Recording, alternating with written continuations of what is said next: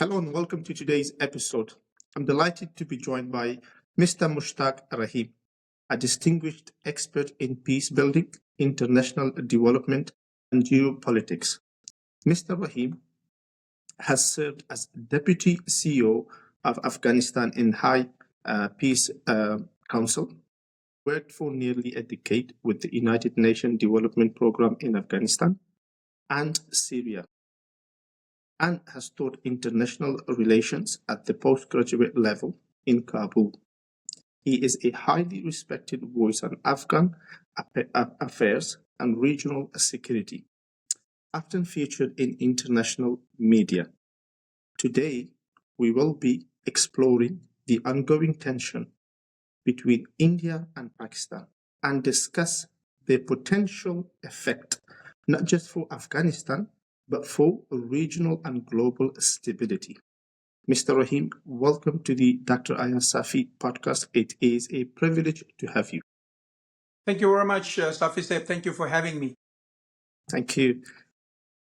Mr. Rahim, I'd like to start by asking how would you characterize the underlying causes of the renewed tensions between India and Pakistan, and why do you think these conflicts often tend to escalate so quickly? To begin with, and to really look for the root causes of the problem, one has to really revert back to the historical context of this region, and particularly the relations between India and Pakistan.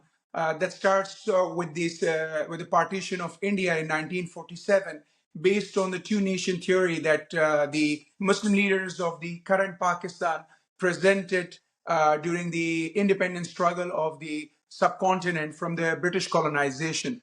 And in 1947, when the demarcation lines were drawn and the two countries were separated, you know, a huge migration took place.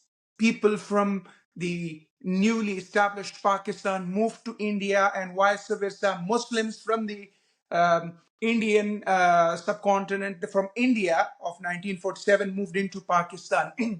So many people from Bihar, from Bengal moved into the newly established Pakistan. During Right. that migration, a lot of violence took place, and that started a bitter feeling between the people of a nation which had hundreds of years of history together, having lived together even before Islam arrived in the region and afterwards as well. There was a lot of harmony. People lived in harmony. And of course, it was the British colonization which really was a time where there was anarchy, fights, and independence struggle against the British, and then afterwards the political struggle for independence of India. But the current situation that we see started as soon as the independence happened. The Red Cliff Line, that is called, that demarcated Pakistan and today's Pakistan and India, and of course at that time Bangladesh of today included. The decision was made that the regions dominated by the Muslim communities will go to Pakistan, and vice versa, the others will go to India. And there were princely states that were given the choice to join either India or Pakistan or remain independent. And as part of that agreement, the state of Kashmir, that was ruled by a Hindu prince, but dominated by Muslim communities. They decided to remain independent. They neither chose to go to India nor to Pakistan. That was the decision made by the region. But soon after, like Pakistan, using the irregular armies disguised as not armies but people infiltrated into the Kashmir state in a bid to take over the region, believing that the Muslim community will side with them and that will give they will topple the Hindu Maharaja, the ruler of Kashmir, and they'll take over the region. That didn't happen. There was a bitter fight that took place. Pakistan took today's Kashmir that is administered by Pakistan, but the Raja had to revert to Delhi, asking them for military assistance because they were faced by incursion by the irregulars into their territory. And the then Indian government gave them an option that they will only support if the Raja agrees to join India. And the Maharaja, the ruler of Kashmir, had little choice but to agree to this. The Indians came forward, they defended the Kashmir, and the war as intensified. The issue was taken to the United Nations for resolution because there was a stalemate on battlefield.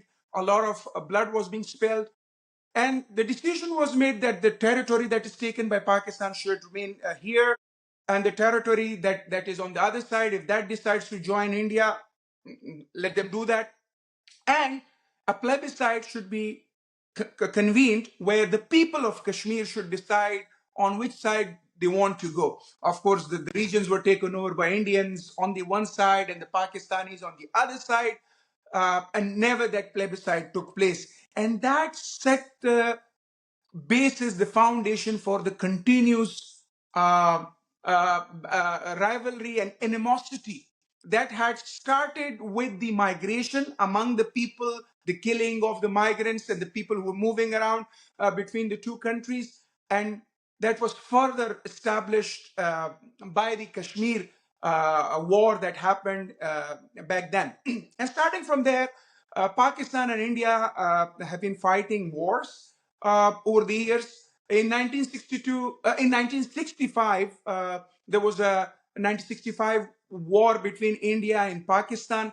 And that happened in a backdrop where in 1962, India had lost a war to China, Right. and China had taken a certain amount of territory of India after having beaten them on the battlefield. And India was faced with significant economic crisis. Famine was there. People were dying of hunger. India was looking to have some assistance from outside. And that was the time when the Pakistani military establishment believe that they will be able to eliminate India from Kashmir, since they had been battered by the Chinese and they have economic crisis, people's morale is down, and that is an opportunity to hit Indians and take Kashmir in full back. And that's when an operation that the Pakistani military establishment named Operation Gibraltar was started. They started infiltrating different regions, including Kashmir. That turned into a full-blown war. And in Right. that full-blown war, as the Pakistani Ishfaq Ahmed and some other historians put it, the Pakistanis were badly beaten. Areas were taken by India, certain areas in Kashmir. Pakistanis couldn't take it. That resulted in a bilateral agreement that was signed in Tashkent between India and Pakistan, called Tashkent Agreement between Lal Bahadur Shastri and Ayub Khan. And the agreement was that we won't, I mean, of course, there was a lot of detail in that agreement, but one of the points that was agreed that there won't be any interference in each other's internal affairs. And internal affairs could be anything, including Kashmir, because that was Absolutely. administered by the Indians and vice versa by the Pakistanis. Yeah. But that 1965 Operation Gibraltar set a bad precedent for the region, where an established country believes in, goes in and invades. I mean, it does an incursion and tries to take over land, and that was a time that India believed that we have to be doing the same to them in order to defend our interest. And that was the time when actually established an intensified battle between the two countries, an ongoing war of interest between the two countries. And the approach to the bilateral relation was fully focused on realist theory of international relations. And that continued onwards in 1971, of course, due to the domestic problems of Pakistan. where Pakistanis did a lot of atrocities against the people in then Eastern Pakistan, the Bengal of former Indian subcontinent, and today's Bangladesh, Yeah. where a movement called Mukti Bahani was started by the people, an effort to take independence from Pakistan. There is a whole lot of history around that, but I won't go into the domestic issues. That was an opportunity when India thought that this is the time to really hit back at Pakistan, and they supported the Mukti Bahani, gave them space gave them sanctuaries in India, and supported them, provided trainings to them. That resulted in the mass surrender of Pakistani army. Yeah. Unprecedented surrender of Pakistani army, close to 93,000, over 93,000 actually. Pakistani forces surrendered. They were taken over into the prisons as prisoners of war. India provided sort of security to these 93,000 plus soldiers. Otherwise, the Bengalis would have torn them apart, the level of anger that they had against the Pakistani forces. And as a result of that, the Shimla Accords were signed between the two countries, based on which the prisoners of war were returned back to Pakistan. And afterwards, of course, the Kashmir infiltrations continued from Pakistan's side, the Kashmir taken by India. India, after 1947, when they lost certain territory, that is today's Jammu and Kashmir, on Pakistan administered Kashmir, they have tried to avoid taking the issue to the international forum. And they believe it's a bilateral issue and should be. And Pakistan, on the other side, have been trying to take the issue to the international forum. So this continues to the bone of contention between the two nations. Now, coming to the two countries' approach to the bilateral relations in the realm of the international relation theories, the Indians have tried on many occasions. I'm not going to the whole history because there is a history related to Kargil, where Pakistanis did incursion. There was a war in Siachen where the glacier was taken over by the Indians. They came in and took over the world's highest battlefield, as they call it.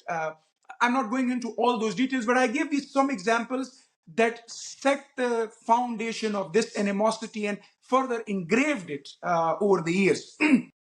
The Indian approach to the bilateral relation, as I see it, has been more built on a mix of realism and liberalism. They have tried to establish a relation with Pakistan that is based on non-interference.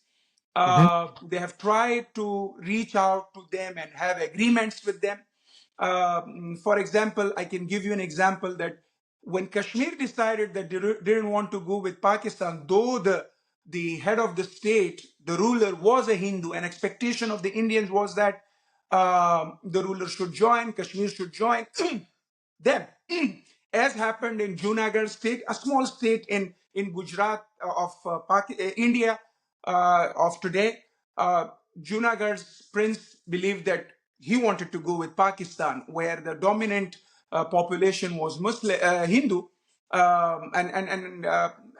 so that was based on the agreements that were made before the separation of the country.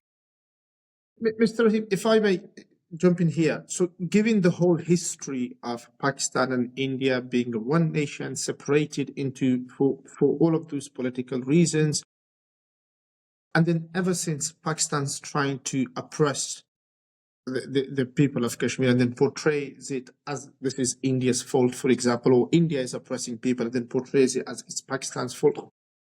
Now, here, more commonly and more this contemporary issues, given that they're in more general term, they're one people, one nation, one subcontinent, why all of these escalation and conflict and threatening and these bomb blasts, for example, as it has recently happened?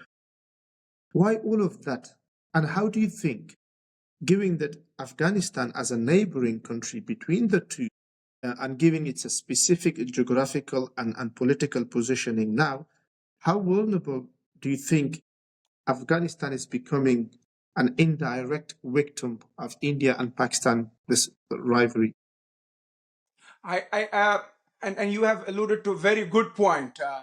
That is why is all this escalation? For that, again, you have to look at the political system of Mhm. Pakistan, uh, Right.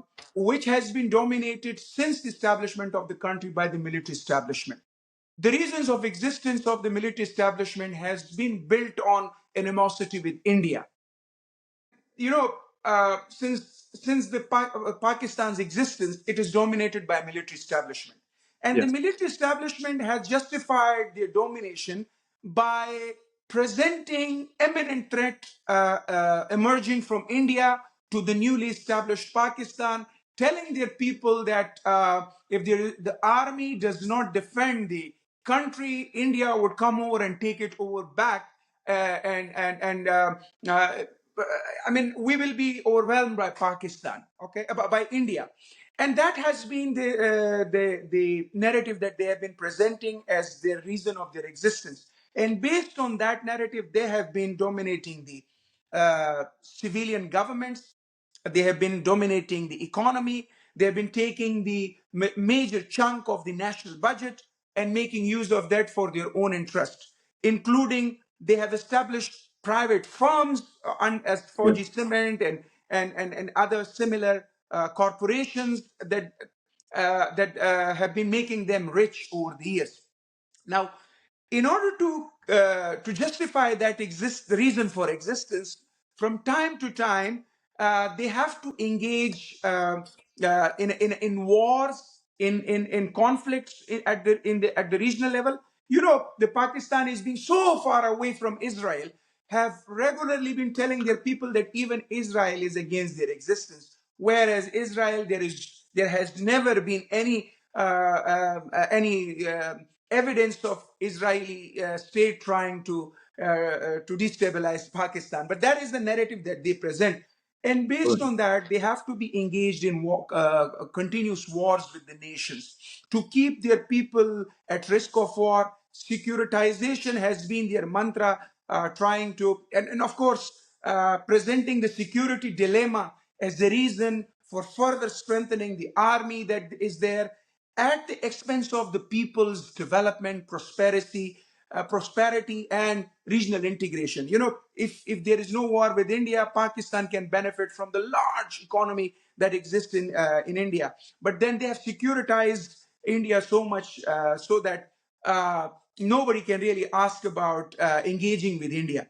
And that is the major reason that from time to time the Pakistani forces have to be engaging in wars to try in order to remind their people that, see, there is a revanchist agenda that is being pursued by the Indians, and if we are not there here, and if you don't support our existence and don't agree to the way we operate this country, you will be taken over by Indians. You know, I have lived in Pakhtunkhwa and have studied and got educated there. I've read the curriculum that is thoroughly built on hatred towards India.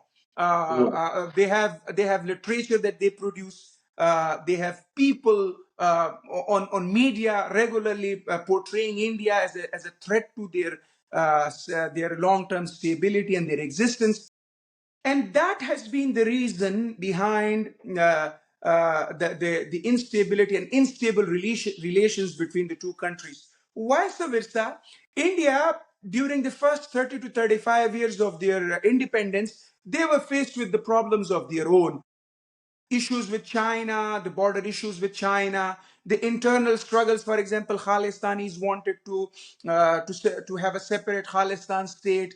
They had issues in other parts of India where separatist movements were taking place. Economy was at tatters. They were struggling for survival economically, and they had to be inward looking. So given that, how does then Afghanistan, given that its specific geographical and political position right now, that Taliban are in power in Afghanistan, and the previous government has collapsed a few years ago, and Afghanistan itself is in a very unstable situation. Um, Given that these two countries are either threatening each other or fighting with each other, or one is kind of training the mindset of its people against the other, and so on, how do you think the Afghanistan and the people of Afghanistan are vulnerable uh, and how do they become kind of the question I'm trying to ask here is, are the people of Afghanistan or Afghanistan itself politically or military wise could be a victim of Pakistan and India war at all? You know, Pakistanis have always tried to, let's go again. I mean, there's a Mhm. lot of history attached to every Of course. question that you ask. Yeah. Afghanistan and Pakistan have had issues since the British era. Yes. We fought wars against the Brits. We conceded land as a result of that based on the Durand Line Agreement. Yes. And over the years, that have been issued. Okay.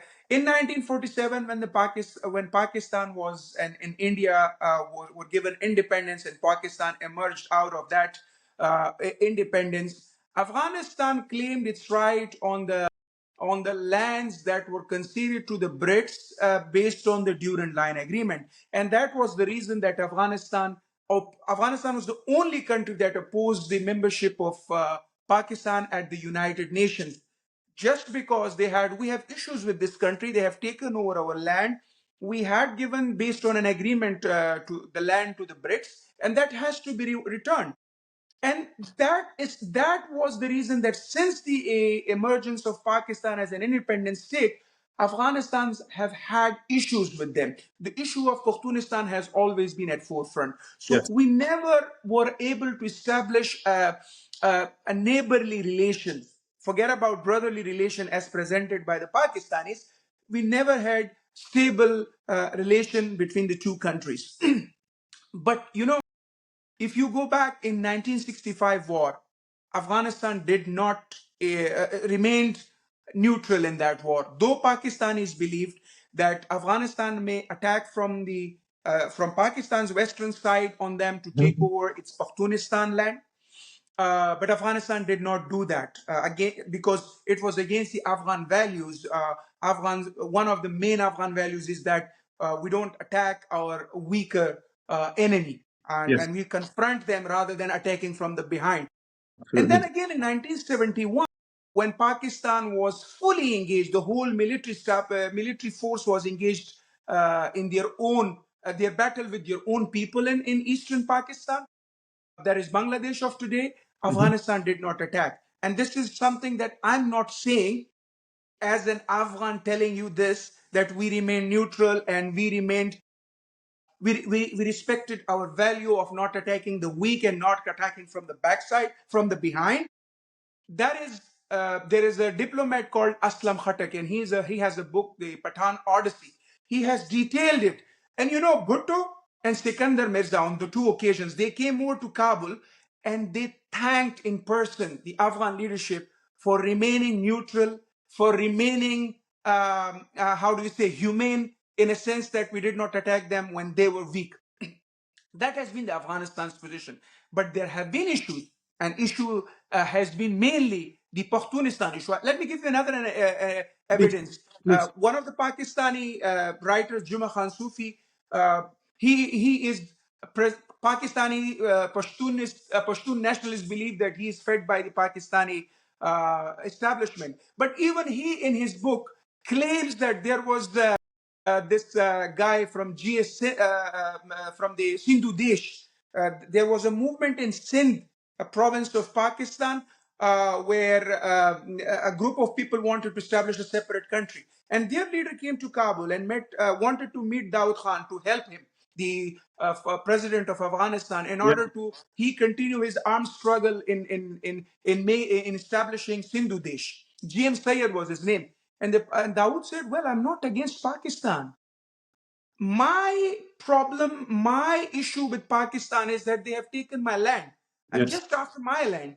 And I'm worried about my brethren, the Pashtuns. It's not about that I want to harm Pakistan. And that is something that I'm not saying it's a Pakistan establishment fed Juma Khan Sufi writing in his book. So this has been approach of Afghanistan towards Pakistan. On the other hand, Pakistan has always supported any movement that has been against the state and against the Afghan governments, starting from the early 70s, where there was no communism in Afghanistan. Afghanistan was stable country. They housed some of the people, some of the dissidents of the of Afghan origin, Afghans actually, not origin, but Afghans, the dissidents. They housed them, they trained them, and they sent them back to wage a war against the Afghan state.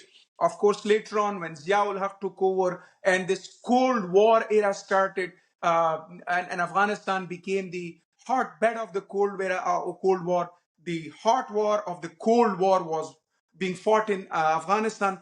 They supported all these Mujahideen groups. Okay. Now the Mujahideen struggle did start out of frustration of the Afghans with their rulers and with the and of course that was further exacerbated by the arrival of Russians to Afghanistan. But then there were many opportunities that the conflict could be settled in a better way through a political negotiation, especially when Geneva talks started in early 80s. The Geneva talks, the Pakistanis represented Mujahideen and always tried to somehow harm the Afghan state rather than the government and rather than facilitating a conciliation between Mujahideen and between the state. There is a book called Untying Afghan Knot.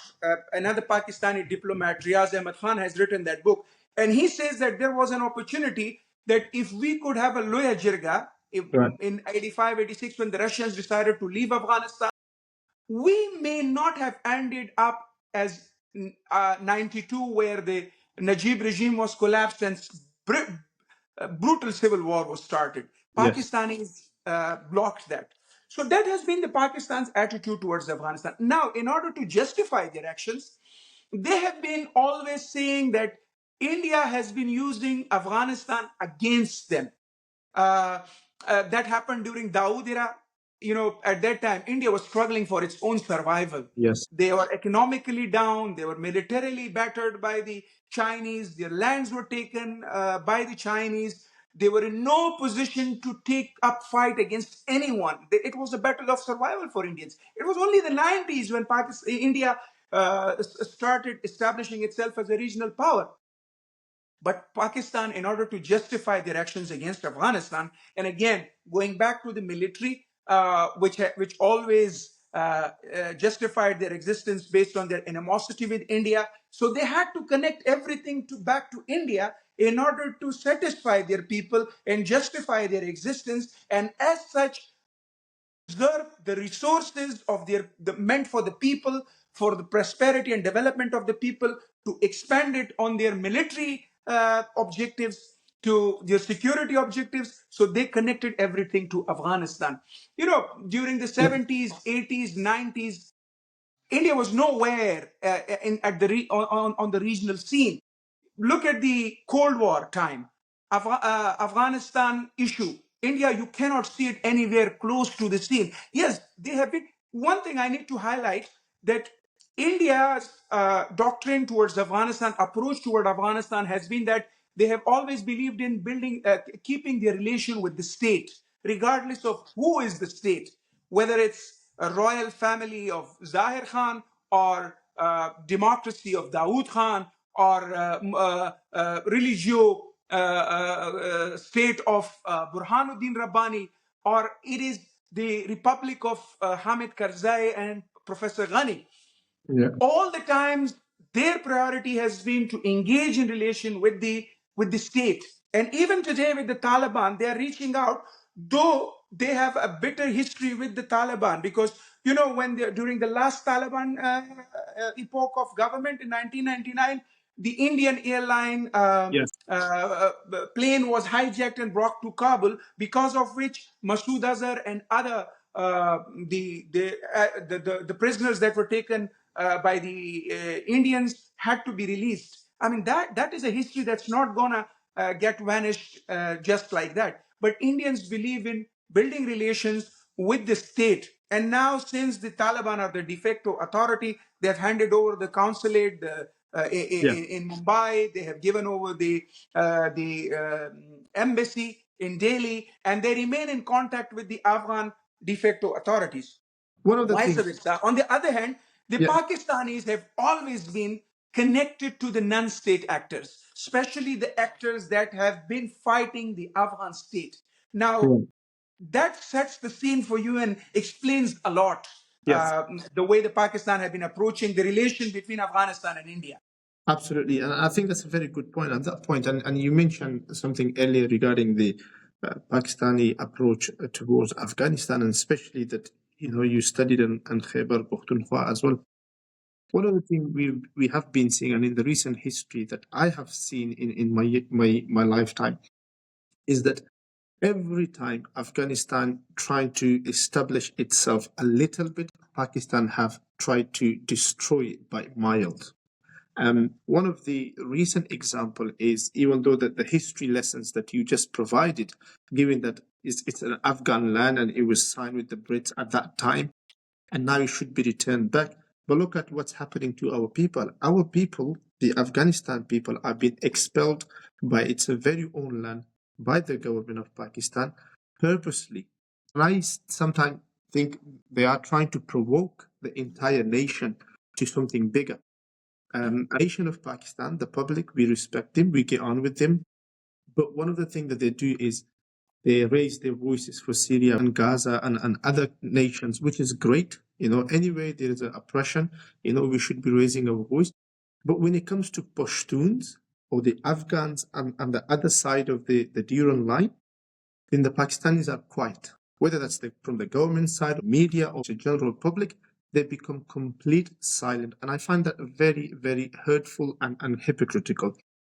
Also, Pakistan has been provide funding, training, and safe havens to the terrorist organizations. In a very recent interview with Sky News, the Pakistani defense minister was asked that Pakistan has had a long history of backing and supporting, training, and funding these terrorist organizations. And he openly admitted, and I quote here, we have been doing this dirty work for the United States for about 3 decades, and the West, including Britain.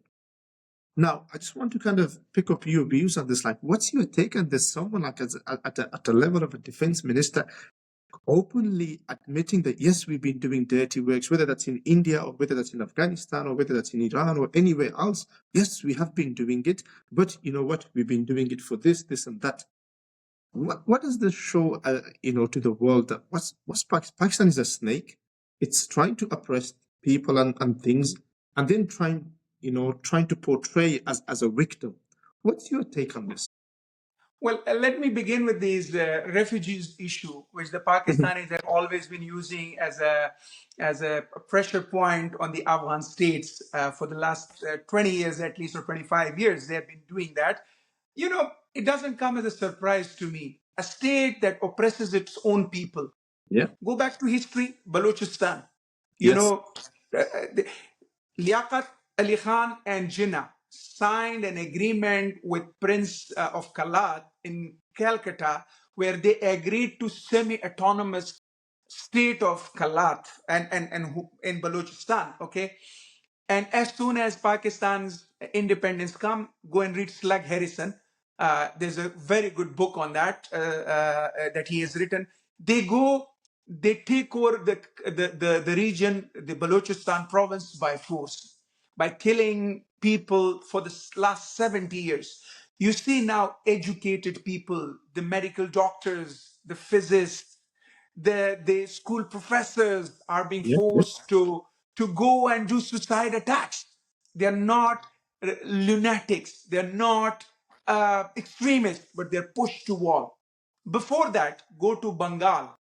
They killed their own people just because they wanted the right to speak their own language, the Bangla, a language that had a history attached to it, a language that had people like Rabindranath Tagore connected to it. They were killed, the professors and the students, just because they wanted their right to their language, which nobody uh, forgets. Okay, Yeah. now go to Sindh, you know, uh, in Karachi, the people who migrated to Pakistan with a feeling that we are going to a home that will be ours, they have not been owned by the Pakistanis. They're still called Mahajir. After 80 years, they carry the Pakistani ID card. Go to the Gilgit-Baltistan, there people are being killed by these military establishment. Pashtuns, I won't talk about it. The whole world knows about it. They've always used Pashtun lands for their interests and Yeah. usurped their resources. The Minerals Rights Act was signed a month or so ago in Pakistan, where they will be taking all the resources. Balochistan produces most of the natural gas, but they don't have gas. The biggest province, the richest province, is the worst economically and from the public services perspective. I'm giving these examples to you. Even in Punjab, Punjab is only the area close to Lahore. If you go to the far areas of Punjab, so southern Punjab and other areas, people living worst possible lives in that Pakistani state. So if a country is so atrocious against its own people, what do you expect them to be doing to the others, be that Afghans or anybody else? I mean, don't expect much from them. So that's on that. If I can, what was the second part of the question? Use of the land. Yeah. Khwaja Asif gave half of these three. I can tell you again. He started it like from the Cold War era from 1979, but no, that started in 60s. Again, Pakistani former Prime Minister Zulfikar Ali Bhutto has written a book, The Myth of Independence. And in Right. that book, he says that, Ayub Khan, the president of Pakistan in 60s, he went to the US Congress. And there, during his address to the Congress, he said that for defending the liberal world, of course, the Western world at that time, we had two blocks, the communist bloc and the liberal democrat bloc, right? And he says in Congress, and that's in his book, that for defending the liberal world, the Western world does not require anybody's permission for using the Pakistani land. So they rented their land back in 60s, back in 50s. So Khwaja Asif, for many it was like a surprise. Oh, the defense minister is accepting it. But there is a prime minister who was the foreign minister at the time when Ayub Khan said that to the Americans, they have always been a rentier state. They have been renting their state. The China-US relationship. They were the ones who facilitated as a rentier state between the two for their own interests. And there have been many other examples like that. So that doesn't come to me as a surprise. The Right. surprise comes to me that they try to tell the world that we did it for you. So does it mean that you are not an independent country? Or were you forced to do that? Again, the Taliban, they supported the Taliban in the 90s, left and right, okay? Nasirullah Babar always took credit for establishing the Taliban, right? He was the man, he called the Taliban his own kids. But when the day came in 2001, when, as Musharraf says in his book, In the Line of Fire, Colin Powell called him and asked him to, Richard Armitage called him and asked him either or, there is no gray area. And they went against the Taliban and against all the diplomatic norms. And over and above diplomatic norms, against all human norms, they handed over the sitting ambassador who had diplomatic status, handed him over to the Americans. They even sold their own people They have. to Yes. the West. Emil Khan Kansi, he was a criminal, whatever. But the one of the attorneys, it's on the record in the US, said that why did we pay the Pakistanis so much money for this one man? And he used other words that I cannot say it here on air. But this rentier approach has always been there, and Right. that shouldn't come at surprise. But the surprise is that why Pakistani nation does not see it. Yeah. That was your question. Absolutely. Yeah. Yeah. And my response to you is that, the Pakistani nation has been sort of monopolized from all perspective. When you go to school, you study a subject called Pakistan studies. This Pakistan studies, there is a book a Pakistani historian has written, KK Aziz, Murder of History. And he claims, if I'm remembering correctly, more than half of that history that is taught to the kids at school is false, is a lie, blatant lie. And there is another guy who does podcasts in Urdu, Mumtaz Ali Shah, Muzammil Ali Shah, sorry. He regularly cites all these blatant lies that have been told to the kids. When kids are grown up with all these lies and indoctrinated by the state, then media is controlled, under full control of military establishment. You know, if military doesn't like a politician, they Yes. cannot say his name on air. Imran Khan, right now, there is the ban on his name on Pakistani mainstream media. Nobody can even pronounce word Imran. So in such a country, when everybody is like, it's for me, it's a second North Korea, where everything is controlled, censored. Nobody is allowed to listen to the outside world, and anything coming from outside world mixed with the Pakistan studies literature is presented as a threat to the independence existence of Pakistan. And that's where people are duped by their own establishment. They've been told lies. You know, let me tell you, 1965 war, Pakistan started. The Operational Gibraltar was initiated by Pakistanis. It's on the record. Pakistani historians have written about it. And we always were taught in Pakistan that it was India who initiated it. They wanted to take over Lahore. That was not the case. The Kargil war, you know, they give medals to their own military personnel. There was a guy, Colonel Sher Khan. They gave him medals. But you know, they always said, well, it was not our military. It was the Mujahideen who went on to take over Kashmir. And those lies have been presented to their people over and again. In Pakistan, a sentiment was developed during the Republic time that Pakistan and India have joined hands, and because of that, for the purpose of destabilizing Pakistan. And that spice was sold to the people over and over again, as a result of which there has been a mentality developed among the people. Now, Afghans don't like Pakistan for obvious reasons that I've been telling you about the whole history. And they are justified in their position. But there have been Afghans who loved Pakistan as much as Pakistanis did, because they grew up in Pakistan as refugees.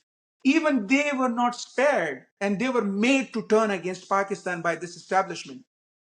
This hatred is cashed in on by the Pakistanis. So the people who don't stand for Afghans, Afghans are demonized. The Afghan refugees are demonized, and demonized to the level that local people see them as their enemies.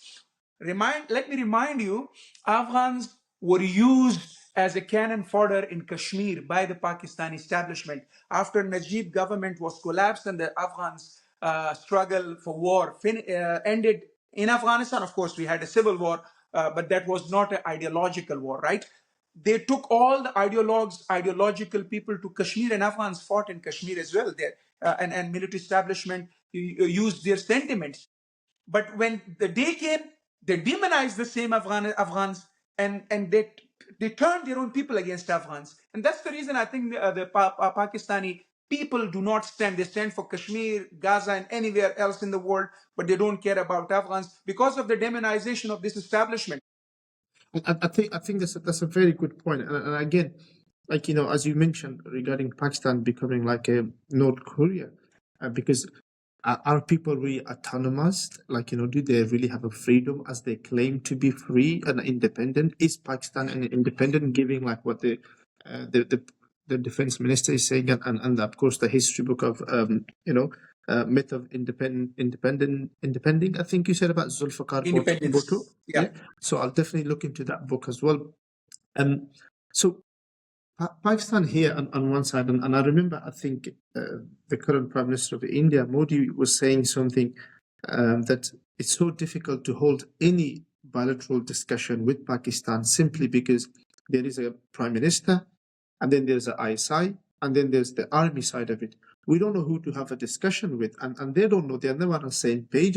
And again, as you have outlined throughout this discussion, that Pakistan army establishment is there, and they have everything privatized for themselves. And of course, in order to show that they are needed in the country, they have to conduct certain activities such as the recent attack, for example, in Kashmir, and also things that happen in Afghanistan across the border. But also, Afghans across the border on their very own land, I claim it to be. Of Yeah. course, it's a disputed land, and and it belongs to the Afghans people, and I am one of the Afghans, so I claim to be the owner of that land. To be honest, although that's a very some will say a daring statement, simply because Pakistan is approximately 79 years old, 79 to 80 years old. So where was Pakistan before that? And of course, you have outlined the history. But also, these Afghans who are living across the border in their own houses, on their own land, is being oppressed by Pakistani government and the establishment continuously. If you look at any, for example, operations, military operations, it happens in KPK, Khyber Pakhtunkhwa, it happens in Waziristan, it happens in Balochistan. Why aren't these operations taking place in Punjab or Islamabad, for example? Why is it always the Afghans or the Pashtuns that's been oppressed and then held as an accountable? But here are the hierarchy of Pakistan accepting doing the dirty jobs themselves.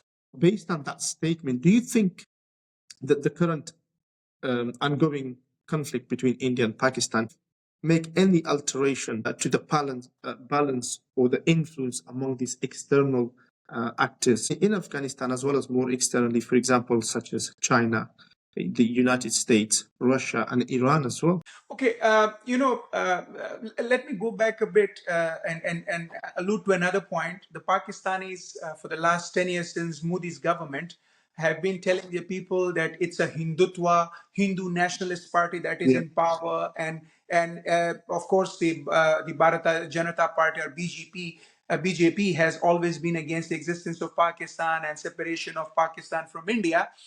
But Atal Bihari Vajpayee in late 90s, just before Kargil war, took a bus ride to Islamabad, to Pakistan, and he was a BJP leader, a very respected, renowned Bharati Hindutva oriented Hindu nationalist leader.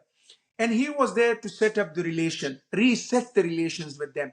Kargil happened, and everything was done and dusted. Modi, the die-hard Hindu nationalist, he invited, when for the first time he came into power during his inauguration ceremony, he invited Nawaz Sharif to that ceremony in order to establish a bilateral Yeah. relation with the civilian government. Again, similar Pahalgam sort of attacks took place in Pakistan, in India, Afghanistan. President Ghani, when he took office in 2014, his first foreign trip was to GHQ in Rawalpindi. Against all diplomatic norms, a civilian president went into the ISI and military establishment, and in order to talk to them that, listen, guys, our prosperity, our joint destiny, and our people's destiny is in cooperation. Let's sort out whatever we have between us. The response came further intensification of insurgency in Afghanistan. So, nationalists, religion nationalists, whatever, Pakistan, or liberals like Congress, during when Congress was in power during Gandhi's daughter time, Khalistan movement was supported from Pakistan's side. Yeah. We had Najib's communist-oriented leftist government. They fought against it. So their approach has always been to destabilize the region and reap the benefits out of it, be it from the West, from the US against the Russians, USSR of that time, or be it for the Chinese in order to keep the Indians engaged, and as such, because of that engagement, impede their development to compete with the Chinese. They are here to play the role of a rentier state. Now that clarified. Coming to your question, this approach of the Pakistanis in the region has not only hurt themselves but the whole region, Yes. Yeah. development of the whole region. I You think talked so. about the Waziristanis and operations against the Waziristanis. There are extremist right-wing parties in southern Punjab, sort of Lashkar-e-Jangavi and Sipai Sahaba, that have been fighting the Shiais, and there is a whole history attached to it. They had the kind hand of Pakistan establishment on their head. The Harkatul Mujahideen and Hizbul Mujahideen fighting in Kashmir are established by the Pakistanis. The religious madrasas that have been producing fighters for the Afghan war, they have their kindness and the blessing of the ISI. And more recently, you know, the Salafi group of Afghanistan that moved to Pakistan have been the Pakistanis have been babysitting them, preparing them for future. So that sort of investment is happening, which means that they're not prepared to learn from the history where they lost wars to India, where they lost their eastern wing, a chunk larger than the current Pakistan, the Yeah. Bangladesh, where they lost the goodwill of all the Afghan refugees that lived for many, many years in Pakistan and studied there. They lost the goodwill of them. They lost the goodwill of their own proxies, that is Jamiat Islami of Afghanistan, that is the Hizb Islami of Afghanistan, that is the Taliban of yesterday and today's rulers of Afghanistan. They've been losing all these battles, but they don't learn their lessons. And that has been hurting a large population that lives within the current geography of Pakistan. People are struggling for survival. The debts are going higher. The quality of life is going down. Pakistan is on the lower side of all of the indices, whether it's a passport, it's a poverty rate, Yeah, it's a yeah, yeah. stability rate, Yeah. it's a security rate, but they're not learning the lessons. And now, as a result of that, the whole region is struggling because, you know, the conflicts. There is a study by the British economist Paul Collier. He says that any conflict in a certain geography has, if I'm not mistaken, the numbers up to 5% of influence on the economy of the neighboring countries. Of Right. course, the destabilization happens. Now, think of a situation where there is a free trade between India, Pakistan, Afghanistan, and Central Asia. Yeah, that's And actually my next question. Yeah, yeah. this region will develop and progress by leaps and bounds. Yeah. There's a lot of strength in Indian economy that can influence Pakistan. The Pakistani skill and machinery can contribute to development of Afghanistan. Yeah, yeah. Of grain that happens in Central Asia can feed most of India and Pakistan, including Afghanistan. That is happening right now. The gas that exists in Central Asia can fuel the industrialization and economic development of India and Pakistan, and of course Afghanistan. Think it from that cooperation liberal theory of international relations perspective, and I can tell you this region will grow by leaps and bounds. We have a SARC organization, the South Asian Regional Cooperation Mhm. Organization, that is now paralyzed at the moment because of the animosity and struggle between Pakistan and India. It's of no use. Yeah, Think yeah. of a SARC that is working like European Union. We will have development here. We will have prosperity. We will learn together and develop together. But right now, we are afraid of each other. Afghanistan is always concerned that the Pakistanis will use one more proxy to destabilize. They destabilized Dawood. They destabilized the leftist governments throughout the 80s. They destabilized the Mujahideens, trying to create a rift among the different parties. They destabilized the Taliban by siding with the West, whether Taliban were good or bad, but they were their allies, and Absolutely, they yeah. went against them. They destabilized the Afghan state of republic, and that resulted in collapse. And they are now trying to destabilize the Taliban, Yeah, which yeah. at the end of the day, yes, the destruction will be higher in Afghanistan. But we have a saying in Pashto that when there is a fire, definitely some of the sparks will go to out of that fireplace. So that will Absolutely. definitely hurt Pakistan as well. And that is the lessons that they are not learning. And I wonder what satisfaction they'll get ultimately by trying to be having all these proxies, but also, keep destabilizing, one or the other, like as you mentioned, from 1980s, and, and even beyond that, and up to now. I mean, we had a bit of a hope, in the last 4 or 5 years, that, okay, the country was moving towards something good. And all of a sudden, they played the dirty game, as they call it. But, and the regional, risk to the regional countries, and with all of these cooperation initiatives like trade corridors, energy projects, or security framework, is also at stake. And I think the main player here is, or the main villain here is Pakistan, that's trying to kind of, go into each one's house and try to set a fire. Ultimately, they will catch that fire, as you have explained, and burn down. But I hope, in a way, that they'll taste it and learn their lessons. But in a scenario where India and Pakistan engage in a sustained hostilities, could then Afghanistan be pressured to pick a side? If so, would that be a diplomatically or military? And what would be the consequence of such a move? I know you kind of outlined the history of where we could have actually attacked them and get our land back, but giving the other values is that when you are at your weakest point and we don't attack from the back or behind, so we would rather go to you face to face. So if they actually they go into a war with each other, India and Pakistan, as they're currently threatening each other, what do you think the current leaders of Afghanistan, which are Taliban in charge now, what should they do? Should they take like a diplomatic approach, or should they take a military approach, and the consequences of that? Afghanistan, as I told you, the historical facts as well, has always tried to remain neutral. And I think even in the current conflict, they have been neutral. They have denounced the attack in Pahalgam, the Afghan foreign ministry, and they had a statement issued. And my belief is that Afghanistan will remain neutral between the two neighbors. And I think that's the best approach to take.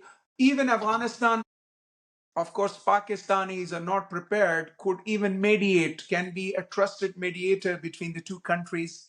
Although we remain our Afghan state's legitimacy, the current government's legitimacy, not the state, the government's legitimacy Yeah, is questionable. We have de facto authorities. There is no de jure power and authority in Afghanistan, but still, Afghans can play a very important role between the two countries. yeah, We have had historically and even today good relation with the Indians, and that is all because we have tried to remain a responsible counterpart, an actor in the region. But the problem is, the Pakistan establishment is not interested in resolving the issues.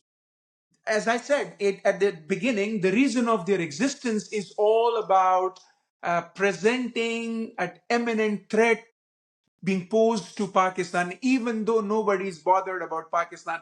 Why would India would be bothered about Pakistan that is struggling economically and socially? And I say socially because every day vigilante killings are happening on the streets. yeah, yeah, People are killing each other based on religion. Uh, Ahmadis are being targeted, Shias being targeted, even women. The personal liberties of people are questioned because of the social implosion of Pakistani society. They think Indians are mad to take over a Sikh society. They are not bothered. Secondly, they are a regional power and trying to establish themselves a regional hegemon. They are competing with China, they're siding with the US. Are they really bothered about Pakistan? But no, Pakistan establishment have to portray them as an imminent threat in order to justify their existence, as I've been saying throughout this yeah, yeah, discussion.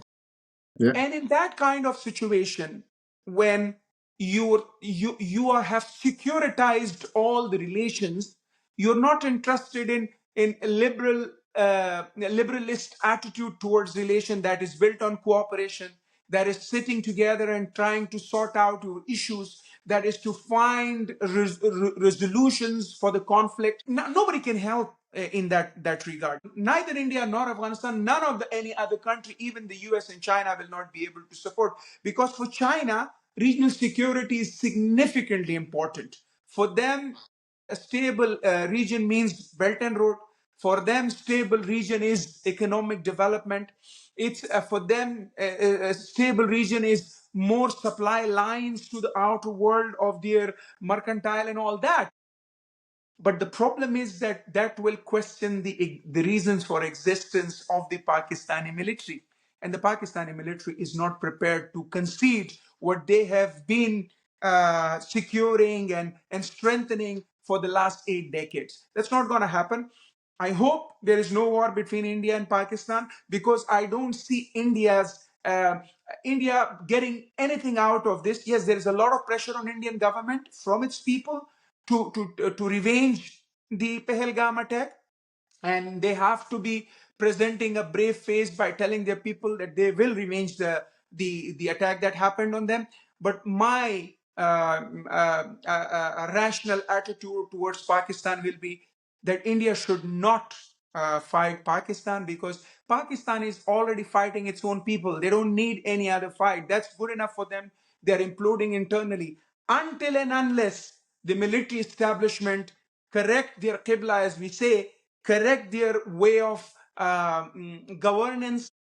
They are actually leading the governance in Pakistan. Yeah, This yeah, Shehbaz Sharif and others, they are only proxies. yeah, Everything is with Asim Munir, who is the chief of the army staff. So what I'm trying to tell you is that Afghanistan should and will remain neutral, as we have been. We have been rational in our attitude, and we have been respectful in our attitude. We have respected our values, the Afghan values, indeed. not the values that the Pakistani establishment that it borrows from their own culture, probably.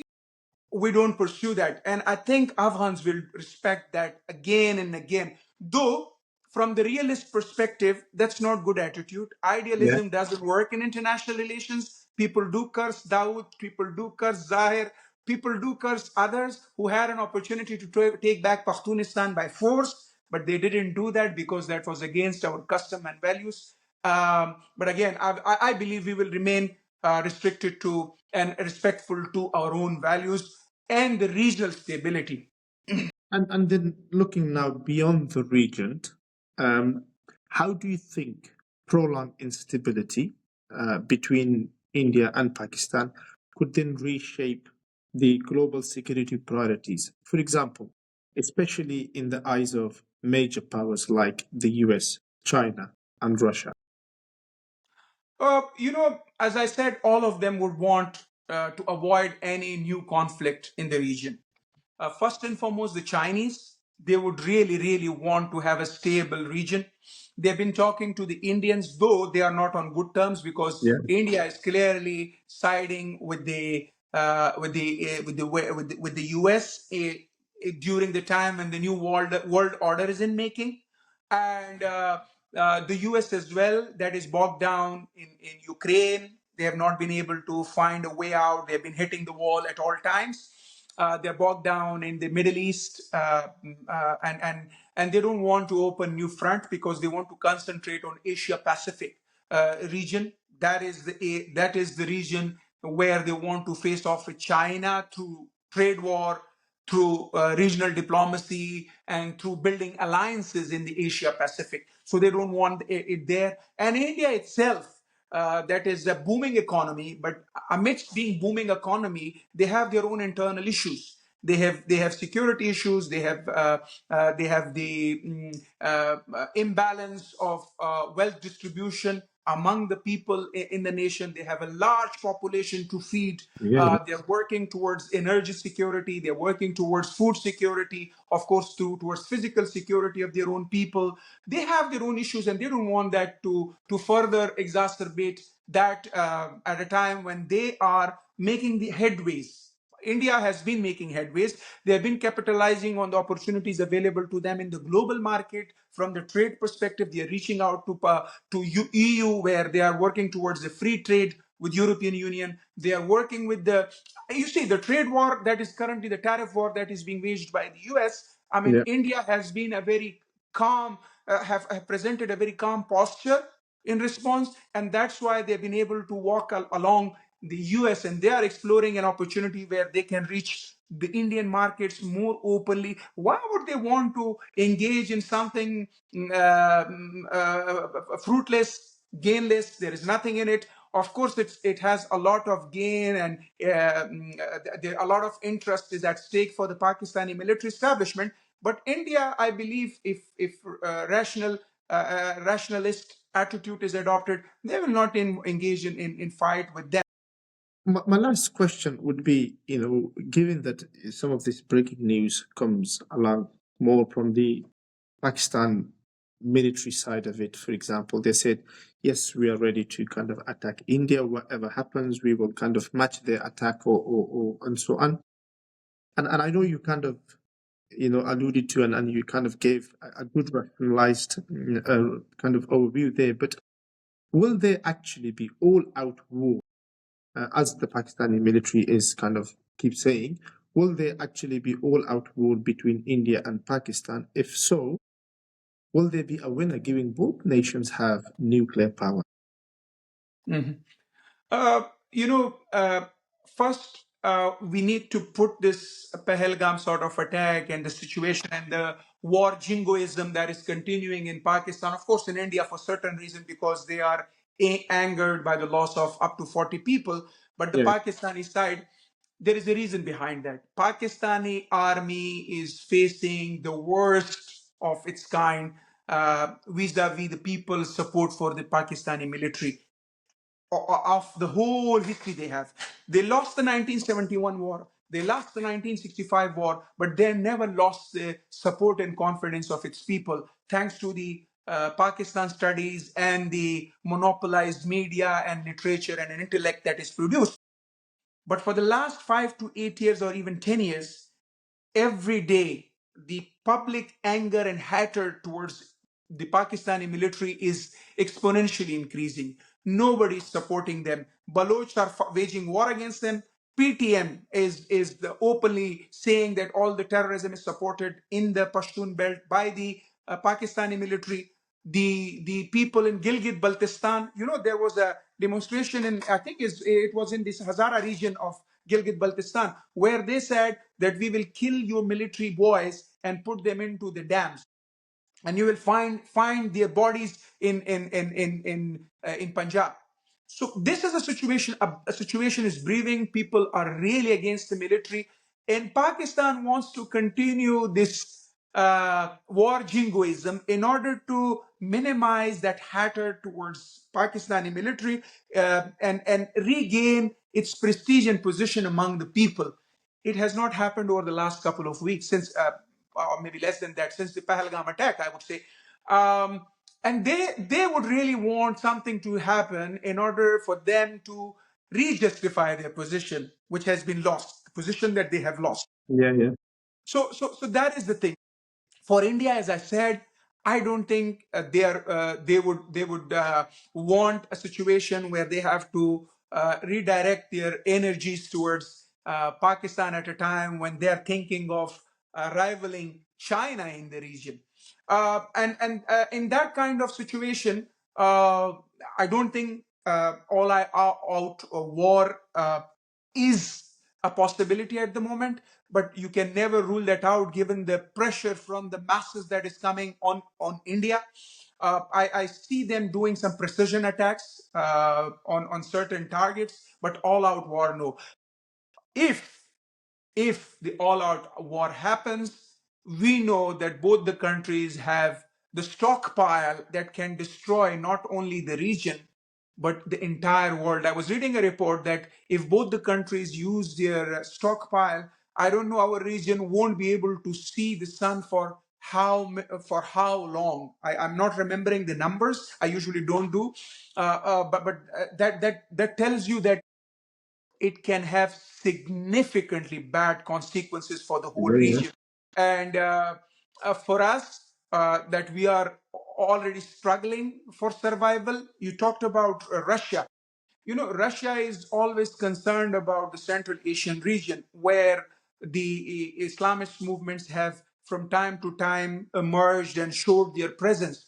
If instability exacerbates and expands, there is a possible threat to the security and safety of the Russian territory that may have a spillover from Pakistan, Afghanistan, all the way to Central Asia. So the international powers, I think they're not in favor of all-out war. My personal point of view, I won't really think of like there is a lot of Afghans wanting a war between India and Pakistan. Personally, I think no, there shouldn't be one for quite a few reasons. The first and foremost, Pakistani military establishment is imploding on itself thanks to their brutalities against their own people in Balochistan, in Pakhtunistan, in Gilgit-Baltistan, in Kashmir, Pakistani administered Kashmir, or as the Indian call it, Pakistan occupied Kashmir, in all these places, and even in Sindh, in rural Sindh. They don't need another enemy, another war. They're already waging a war against their own people. Secondly, the war, if it happens, it can have dire consequences for the whole region. And for us who are already fragile, we are really, really fragile. And we cannot and shouldn't be expecting a war between these two countries, because it will have really bad consequences for us, instability, and this relative peace that we have, as in the conflict resolution literature call it, the negative peace. We may have that being challenged by insecurity and instability that we cannot really tolerate at the moment. So personally, from the international powers perspective, I don't think they would want it. From the regional perspective, we shouldn't want it. From the Afghan perspective, we really don't need it. It's already going on. At my individual level, as a student of international relations, I believe this war is definitely going to bring more harm to the Afghan interests than benefit. And on that note, I don't think anybody wants war. I don't think the people of Pakistan wants war. I don't think the people of India wants a war. But we hope that Pakistan will learn their lessons, and the military of Pakistan, and stop these proxies, stop killing people, stop destroying countries and the regions. And Mr. Rahim, I appreciate your input and thank you so much for your time. And I think we will reconnect again for definitely another episode. Thank you so much for your Absolutely. It was a pleasure talking to you, and I'm really thankful to you by putting the Afghan point of view out to the world about the regional issues. And with that, just last point, I really share the desire and the dream that Pakistani military will learn their lessons. History tells us they didn't, they won't, and they will never. Well, let's reconnect on that again. Thank you.